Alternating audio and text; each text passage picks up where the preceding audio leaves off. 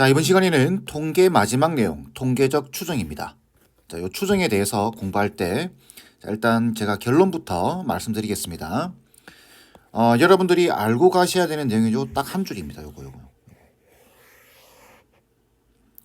요거 한 줄만 정확하게 여러분들이 이해를 좀 해주시면 돼요. 그러면 통계적 추정은 끝납니다. 자, 그리고 새로운 내용이기 때문에 용어들이 조금 복잡하게 나와요. 이 용어들에 대한 여러분들이 정의를 정확하게 이해를 하고 계셔야 됩니다. 이게 흔들리면 복잡해집니다. 아시겠죠? 내용 자체는 크게 어렵지 않습니다. 자, 먼저 한번 볼까요? 추정. 통계적으로 추정한다고 되어 있죠. 추정이라고 하는 단어 속에서 어떤 느낌이 좀 드시나요? 정확한 값을 알 수 없습니다. 정확한 값을 구할 수가 없고 말 그대로 예측, 추정, 그죠? 추측. 근데 그걸 얼마만큼 신뢰성을 가지게끔 추정을 하느냐, 예측을 하느냐, 그 문제인 겁니다. 자, 그래서 용어들을 좀 구분해 볼 텐데 잘 보세요. 어떤 이제 새로운 용어가 하나 나옵니다. 그게 뭐냐면은 모집단, 파란색으로 할까요? 자, 이렇게 해서 모집단이라고 하는 내용이 있습니다. 요걸 모집단,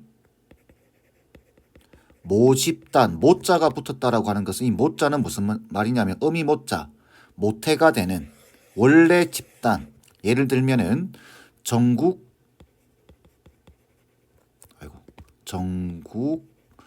고등학생 전부다 이렇게 수십만 명이 있겠죠, 그죠? 그런데 이 수십만 명의 집단의 그 학생들의 키를 조사한대요. 키를. 그러면 이게 다 조사할 수 있나요? 조사할 수가 없습니다. 왜 그러냐면은 수십만 명의 학생들의 키를 조사하려고 하면은 시간과 돈이 엄청나게 들어갑니다. 물론 할 수는 있겠지만, 근데 거의 불가능이겠죠. 왜 그러냐면 조사하는 날 어떤 학생은 결석하기도 하고 어떤 학생은 여행 가기도 하고 아파서 입원하기도 하고 이러면은 조사할 수가 없습니다. 그래서 어떻게 하냐면은 이걸 다 조사할 수 없기 때문에 여기서 샘플을 채취하는 겁니다. 요걸 샘플링 한다. 이렇게. 샘플을 뽑는 겁니다. 이걸 표본이라고 부릅니다. 그래서 추정이라고 하는 것은 뭐냐면은 이 표본을 통해서 이 모집단이 되는, 모체가 되는 이 집단을 추정하는 겁니다. 예측을 하는 거죠. 근데 정확하게 일치할 수는 없겠죠. 그죠? 자, 그래서 이걸 추정이라고 부르는 겁니다. 이해되시죠? 자, 그러면 이제 기본적인 용어들 좀 살펴보겠습니다. 이 표본 보이시죠? 표본은 여기서 일정 집단을 뽑았다라는 겁니다. 이때 이걸 추출이라고 부릅니다. 추출 또는 샘플링. 그리고 만약에 n개를 뽑겠다. n명 또는 n개를 뽑겠다라고 한다면 이 n을 표본의 크기라고 부릅니다. 표본의 크기. 이해되시죠?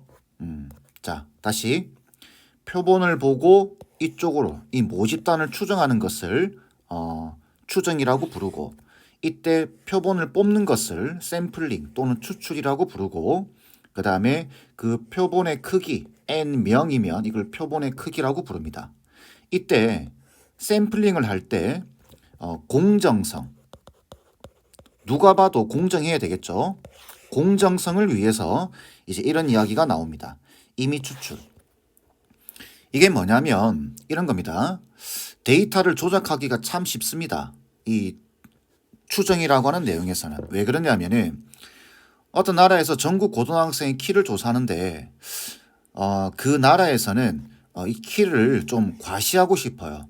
그런다면은 키가 큰 학생들만 뽑아가지고 샘플링을 할 수 있겠죠. 그러면은 이 데이터는 오염이 됩니다. 신뢰성이 없어요. 그래서 임의 추출이라는 말은 무슨 말이냐면은 눈을 딱 감고 아무나 뽑아버리는 겁니다. 아무나. 무슨 말인지 아시겠죠? 키 큰 학생들만 조사하는 거는 불공정한 겁니다. 아시겠죠? 그래서 눈을 딱 감고 아무나 나와 이렇게 해서 샘플링을 하는 겁니다. 이때 N명을 뽑을 때 어떤 식으로 뽑냐면은 여기 임의 추출과 더불어서 복원 추출을 합니다. 복원 추출. 이게 무슨 말이냐면은 한 명을 딱 뽑아서 키를 조사를 하고 그 학생을 다시 넣는 겁니다. 넣은 다음에 휙 저어요. 그래서 섞은 다음에 다시 뽑는 겁니다. 그러면은 뽑혔던 학생이 아주 희박한 확률로 다시 뽑힐 수도 있겠죠. 그건 알 수가 없는 겁니다. 그래서 복원 추출을 하는데 복원 추출과 임의 추출을 기반으로 해서 샘플링을 하는 겁니다. 이해되시겠죠? 자, 그렇다면 이제 이런 이야기를 할 수 있어요. 여기 보시면 모평균과 표본평균이라는 말이 나오죠. 그래서 용어를 좀 구분하셔야 되는데 모집단에 대해서 모평균이 있습니다. 모평균, 모집단의 평균, 그 다음에 모분산, 모표준 편차 이렇게 되겠죠. 그래서 모자를 붙여버리게 되면 이게 뭐냐면은 원래 집단의 분포 상태인 겁니다. 그런데 여기서 표본을 뽑겠죠. 표본을 뽑아서 이제 이 데이터를 조사를 하셔야 됩니다. 그때 사용하는 나오는 용어가 뭐냐면은 표본 평균, 그 다음에 표본 분산, 표본 표준 편차 이런 이야기들을 하게 됩니다. 표준 편차. 표본의 표준 편차. 여기 표본 표준 편차라고 돼 있죠. 표본 표준 편차. 이 한글이 잘 안 쓰이네요. 자, 이렇게 구분하셔야 됩니다. 모평균, 모분산, 모표준 편차와 표본 평균, 표본 분산, 표준 편차 이걸 구분하셔야 돼요. 자, 그렇다면 얘를 뽑아가지고 얘를 조사할 겁니다. 이때 이게 문제가 됩니다. 여러분들한테 표본 평균은 당연히 예를 들어서 10명을 뽑으면은 10명의 키를 다 더한 다음에 10으로 나눠주면 끝나는 거죠. 이건 상식적인 이야기입니다. 이때 표본 평균은 X바라고 읽습니다. 여기 바를 씌워주게 되면 이게 표본 평균이에요. 아시겠죠? 용어 잘 구분하세요. 자꾸 표준이라고 쓰지? 표본, 그죠? 평균 요렇게. 근데 문제가 뭐냐면 얘예요, 얘. 이게 이제 여러분들 좀 헷갈리게 만드는데 우리가 분산의 정의가 뭐냐면은 분산은 편차의 제곱의 평균이라는 정도는 알고 계시죠? 요게 편차입니다. 표본 평균을 조사했겠죠? 그리고 별량 마이너스 평균한 게 편차입니다. 편차의 제곱한 다음에 다 더하겠죠? 그걸 나누는데 자료가 n개 있는데 n 빼기 한 개가 n 빼기 1로 나누고 있습니다. 상식적으로 n으로 나눠야 되죠. 근데 지금 이게 n 빼기 1로 나누고 있어요. 이게 뭐냐라는 거죠. 이거는 미리 말씀드리지만 수능이나 모의고사에는 저 내용은 절대 나오지 않습니다. 왜 그러냐? 이거는 고등학교 수준으로는 설명이 불가능입니다. 그래서 그냥 외우는 거예요, 이거는. 아시겠죠? 그래서 정리를 하면 이렇습니다. 요거를 표본 S제곱을 표본 분산이라고 부릅니다. 이거는 편차의 제곱의 평균인데 정의 그대로 나눌 때 n으로 나누는 것이 아니라 n 빼기 1로 나눠줘야 된다. 수능이나 모의고사는 안 나온다고 했죠. 근데 내신에서는 간혹 가다가 물어봅니다. 그러면은 여러분들이 그냥 외워주셔야 되는 겁니다. 이걸 엄밀하게 증명하는 과정은 대학교 과정 가서 여러분들이 공부하게 돼요. 평생 못 볼 경우도 많고요. 아시겠죠? 그냥 이거는 외우는 겁니다. 자, 그러면 요거는 표본, 표준, 편차 이렇게 되겠죠. 그래서 분산에다가 루트 씌워주면 된다. 내용 이해되시죠? 기본적인 용어. 표본이라는 말이 붙을 때와 모자라는 말이 붙을 때는 구분해 주셔야 됩니다. 자, 그렇다면 기본적인 용어는 끝났는데 그렇다면 이런 겁니다. 갑자기 보이죠 이거? 이게 여러분들이 좀 헷갈리게 만듭니다. 읽을 때 이렇게 읽습니다. 표본 평균의 평균, 표본 평균의 분산, 표본 평균의 표준 편차. 말이 섞이기 시작하죠. 평균이라는 말이 나왔는데 다시 평균이라는 말이 또 나옵니다. 표본 평균의 평균. 요걸 좀 이해를 하셔야 됩니다. 자, 이거는 무슨 말이냐면은 이런 겁니다. 모집단이 있겠죠. 모집단에서 표본을 뽑을 거예요. 그리고 평균을 낼 겁니다. 요게 X바입니다. 근데 이걸 한 번 할 수도 있지만 두 번 할 수도 있겠죠. 몇 번을 할 수도 있습니다. 예를 들면 어느 공장에 물건을 조사하고 싶어요. 그런데 사장님이 자 예를 들어서 배터리라고 보겠습니다. 배터리. 건전지의 수명을 조사해 오래요. 사장님이. 여러분들한테 지시를 한 겁니다. 그러면 여러분들 10개만 탁 뽑아가지고 평균 내봤더니 이거 우리 요 공장의 배터리의 평균 수명이 얼마입니다. 이렇게 이야기할 수 있을까요? 수십만 개가 있을 텐데 거기서 10개만 뽑아가지고 평균을 구했다고 해서 이걸 할 수 있을까요? 그렇게 예측할 수가 없습니다. 그래서 어떻게 하냐면 이걸 다시 집어넣는 거예요.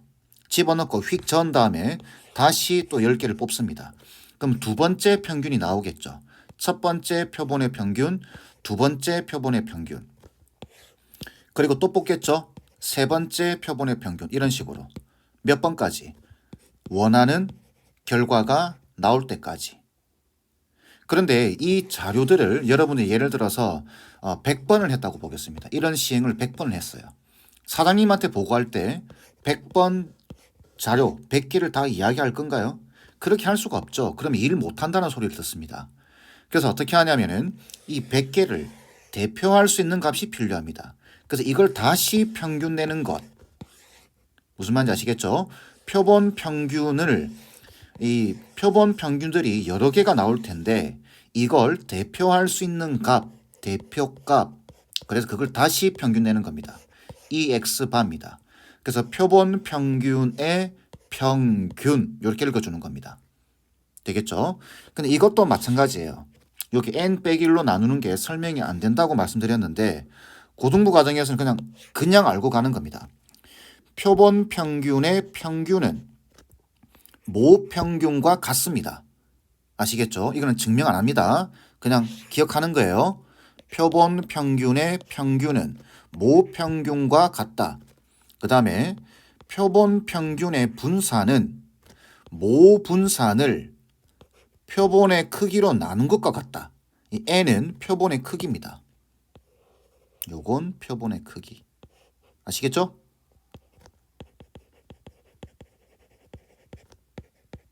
이렇게 되겠죠? 다시 표본 평균의 분산 이렇게 읽는 겁니다. 표본 평균의 분산은 모분산을 n으로 나눈 것과 같다. 그럼 당연히 표본 평균의 표준 편차는 루트 n분의 시그마가 되겠죠. 요거 이번 시간의 핵심입니다. 이해되시죠? 자, 이제 마지막 내용이에요. 그렇다면 표본 평균 x바의 분포와 응용인데 이게 뭐냐면은 여기 보시면 정규 분포를 따르는 모집단에라고 돼 있죠. 일단 정규 분포를 따르는 모집단입니다. 표본 평균의 분포는 모집단이 정규 분포, 이런 정규 분포를 따를 때 n의 크기에 관계없이 표본 평균 x바는 정규 분포를 따릅니다. 이게 중요한 거예요. 자, 이거는 어떻게 이해를 하시면 되냐면은 우리가 분포라고 하는 것은 흩어져 있는 정도를 말하는 거죠. 예를 들어 드리면 이렇습니다. 소금물 아시죠? 소금물. 10%짜리 소금물이 있는데 여기서 샘플을 딱 한 그릇 딱 펐어요. 그러면 농도가 바뀌나요? 안 바뀌죠. 그대로 10%입니다.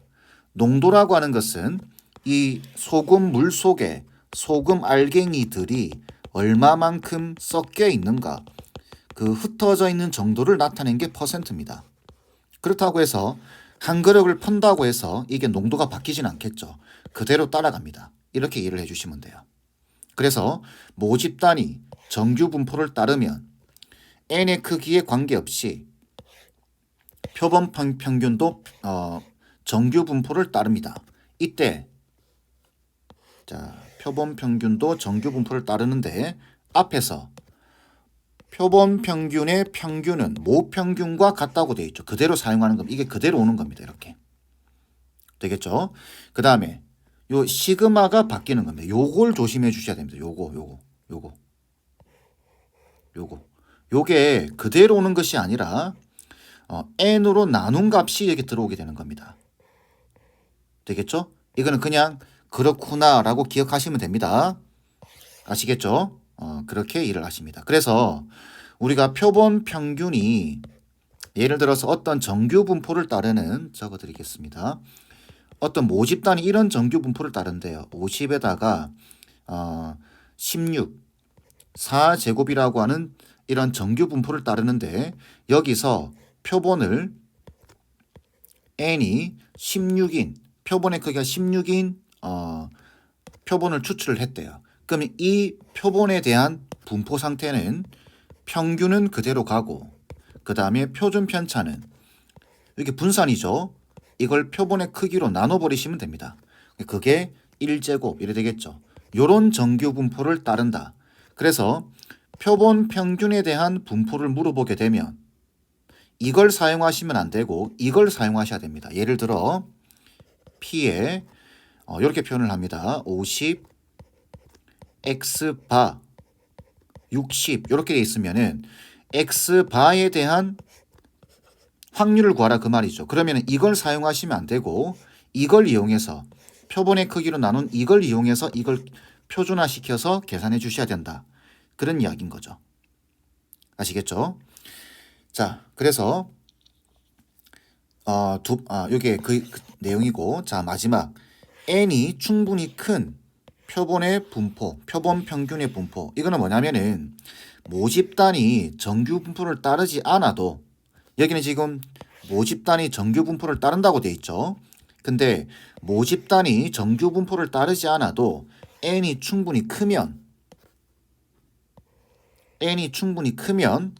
x바 표본 평균은 근사적으로 정규 분포를 따르게 되는 겁니다. 이거는 그냥 그러려니 하시면 됩니다. 아시겠죠? 이렇게 해서 내용 정리가 끝났는데 자 정리해 보겠습니다. 핵심은 요거죠. 핵심은 요거. 읽을 수 있어야 됩니다. 표본 평균의 평균은 모 평균과 같고 표본 평균의 분산은 모 분산을 n으로 나눈 것과 같다. 이때 여러분들은 조금 헷갈릴 수 있는 내용 요거죠. 표본의 분산은 n으로 나누는 것이 아니라 n-1로 나누는 것이다. 왜? 설명이 안 됩니다. 그냥 그렇게 받아들이셔야 돼요. 아시겠죠? 그리고 기본적인 용어들 조금 기억해 주시고. 자, 이렇게 해서 통계적 추정에 대한 첫 번째 내용 설명은 마무리하도록 하겠습니다.